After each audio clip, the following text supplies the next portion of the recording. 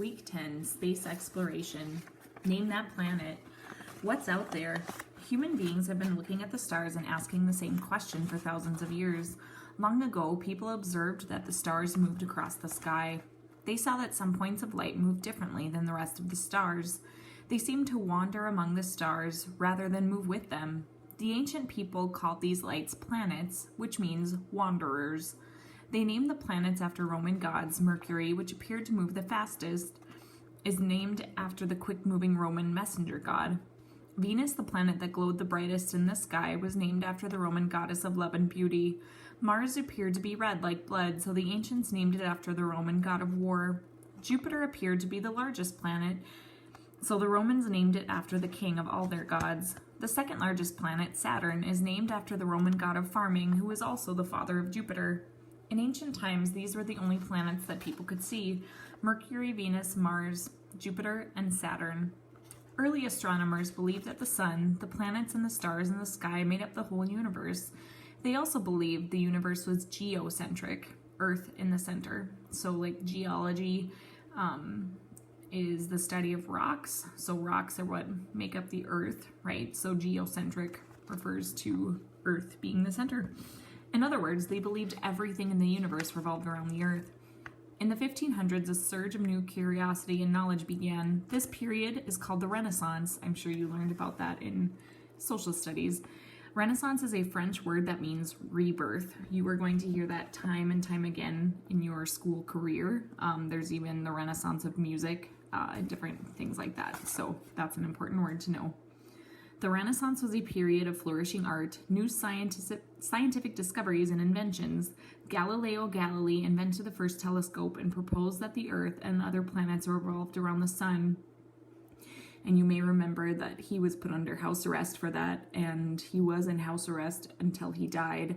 And he was later, they later discovered he was correct.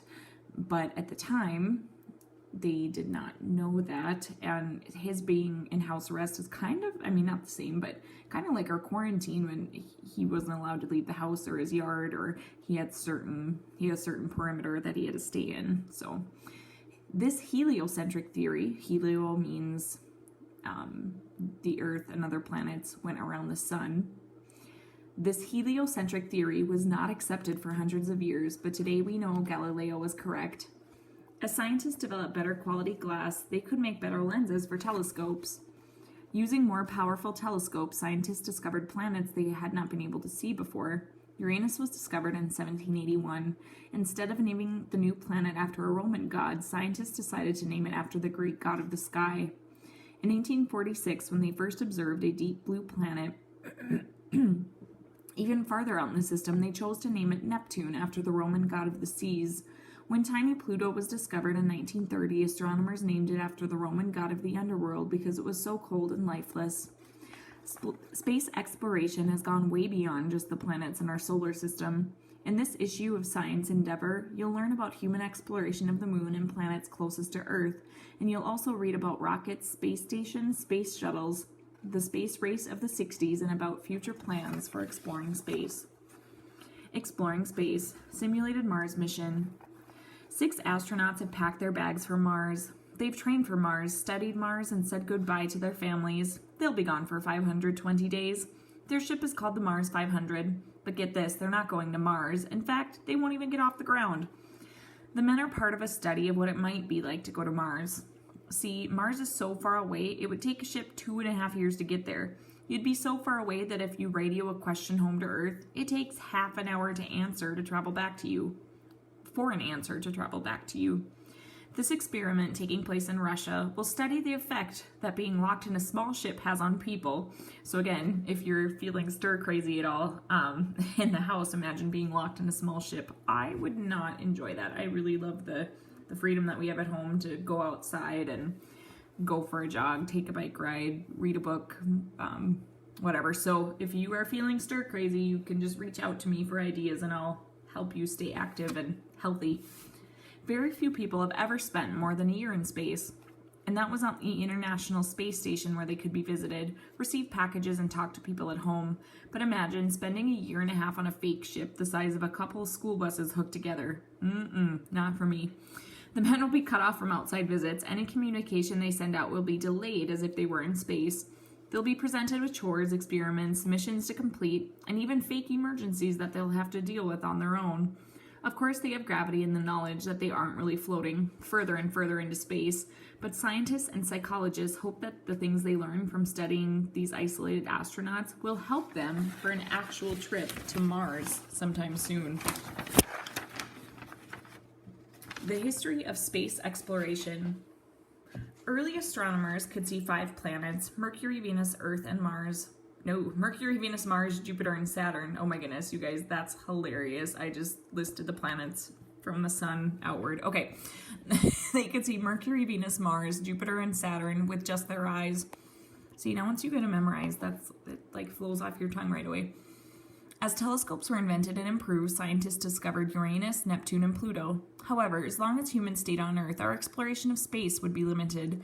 To truly explore space, scientists knew they would have to leave Earth, and they knew they would need rockets. Once rockets were developed, real space exploration could begin. Space exploration includes artificial satellites, moon missions, space stations, and space shuttle missions. Artificial satellites. A satellite is any natural or artificial object that revolves around another object in space. Artificial satellites are man-made objects that have been launched into orbit around Earth. The first artificial satellite, called Sputnik 1, was launched by the Soviet Union in October of '57. The world was amazed at this achievement. The Sputnik 1 was unmanned, meaning did not carry a human aboard, and it revolved around Earth once every 96 minutes. So that's an hour and a half, and plus 6 more minutes. 3 months later, the U.S. launched its own artificial satellite, the Explorer 1, into orbit. Today, there are thousands of satellites revolving around Earth. They are used by many countries and for many purposes, including communication, relaying telephone calls and TV and radio waves, monitoring and recording weather conditions, global navigation, GPS, and researching and photographing crops, troops, and ships. Moon missions. In May of 1961, John F. Kennedy, the president, pledged that before 1970, the U.S. would land a man on the moon and return him home safely. Thus began the busiest, most ambitious program of space exploration the world had ever seen. Between 1964 and 1972, the U.S. and Soviet Union sent dozens of rockets to explore the moon. They had no idea what they would find. Was the moon's surface solid, or would spacecraft sink into the dust? NASA scientists needed answers before they could risk landing a man on the moon. The U.S. manned missions to the moon were called Apollo missions, and they began in 1967. Astronauts tested takeoff procedures, spacesuits, landing procedures for the lunar module, the spacecraft that would actually land on the moon, and docking procedures. Finally, NASA was ready for a man to walk on the moon. On July 16, 1969, Apollo 11 was launched, and on July 20th, 1969, astronauts landed the lunar module on the moon. So the year we landed on the moon, 1969. That's an excellent trivia thing to know.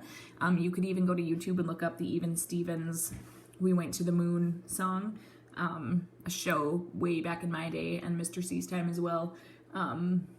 Was Even Stevens on the Disney Channel, and that movie might even be on Disney Plus. So I don't know. It'll stick in your head and you'll never forget it. So go for it if you want to do some extra science-y things.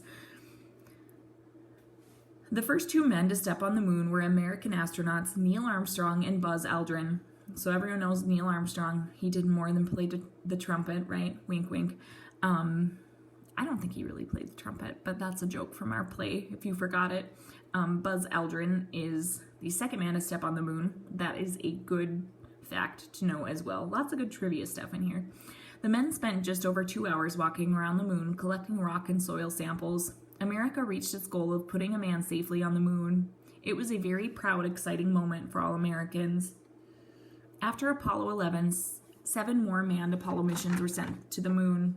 The Apollo 13 mission suffered a major malfunction and was forced to return to Earth, but each of the other missions was successful. Later, astronauts explored different areas of the moon's surface each time. They planted measuring devices that showed the moon's interior is almost completely cooled, unlike Earth's. On December 14, 1972, the last man to walk on the moon returned to the lunar module, and the Apollo missions officially ended. No one else has landed on the moon since. Space stations. A space station is a large artificial satellite designed for people to live there for extended periods of time. The first space station was launched by the Soviet Union in 1971. The U.S. launched a space station named Skylab in 1973. The purpose of space stations is to allow scientists to live in space, performing observations and scientific experiments. In 1986, the Mir space station was launched by the former Soviet Union. Present-day Russia was part of the former Soviet Union. Mir was the first cooperative effort by many countries to work on a space station. American astronauts, as well as astronauts from many other countries, visited and spent time living on the Mir space station. Today, the International Space Station orbits the Earth. This satellite laboratory is a cooperative effort of 16 countries. 6 astronauts live on the space station, and construction is continuing on a new living module. The International Space Station also serves as a docking station for the space shuttle, and as astronauts do maintenance on satellites and telescopes in space. Space shuttles. These are reusable spacecraft that can travel between Earth and space. The shuttle rides on the back of a rocket to leave Earth's atmosphere. But when the rockets fall away, the shuttle is unchanged. This saves money over multi-stage rockets, which can only be used once. NASA used space shuttles from 1981 until 2011. They launched people and cargo into space and landed safely back on Earth. Shuttle astronauts perform many functions, including docking the International Space Station, placing new satellites into space, repairing existing satellite equipment, and conducting research for future missions. Technology and science. Rocket science. How do rockets work? Well, think of what happens when you blow up a balloon and let it go without tying it closed. The gas inside the balloon is forced out behind it. So that is one of the laws of motion.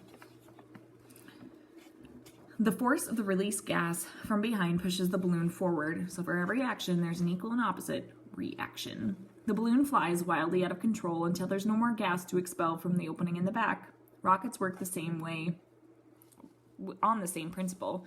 A glass expelled from an opening in the back propels the rocket forward. Today's rockets use a fuel that create the gas. Rocket technology is not new. In fact, the Chinese developed simple rockets 1,000 years ago. Those early rockets burned gunpowder as fuel, but just like the balloon, early rockets were uncontrolled and burned out quickly. To explore space, scientists had to develop a rocket that they could control, and one that could carry enough fuel to keep the rocket moving a long time, long enough to exit the Earth's atmosphere. To solve the problem, scientists developed multi-stage rockets. Multi-stage rockets have 3 sections or stages. As each section of a rocket uses up its fuel, the empty fuel container drops off. The next section of the rocket contains another fuel container which ignites and burns, propelling the rocket further. Only a small section of the original rocket reaches the destination. A multi-stage rocket named the Saturn V carried human astronauts on missions to the moon 6 times between 96 and 72. Science then and now, the space race. When the Soviet Union launched Sputnik 1 in 1957, the United States was very worried. Just think, an enemy spacecraft was passing over the U.S. every 96 minutes. But what if the enemy decided to attack our country from space? Because of this concern, the space race began. This was a period between 57 and 70 when the U.S. and Soviet Union worked very hard to outdo each other in space exploration. In 1958, the United States formed NASA, National Aeronautics and Space Administration, the agency in charge of exploring space. The ultimate prize in the space race was landing a manned spacecraft on the moon. The U.S. won the space race in July of 1969 when the Apollo 11 mission landed its lunar module on the moon, and American astronauts Neil Armstrong and Buzz Aldrin stepped onto the moon's surface. This week's question: have humans explored other planets? NASA and the European Space Agency have sent many missions to explore the rest of our solar system and beyond. These missions use robots and computers to gather data and take pictures about planets and send them back to Earth. The most explored planet is Mars, where spacecraft have orbited and robots have landed and explored for more than 40 years. Missions have flown past all the planets, measuring and photographing rings, asteroids, moons, and atmospheres. NASA isn't finished exploring. Scientists plan future missions to search for Earth-like conditions on the moons and planets. They also want to build a base on the moon and hope to someday land humans on Mars. I really enjoy this fact. Thomas Edison, it took him over 9,000 tries to create the light bulb. On the 10,000th try, there was light. So you guys keep working hard and keep trying. I don't think it'll take you that many tries to finish the crossword, so you should be good. But hard work pays off. You got this, Mustangs.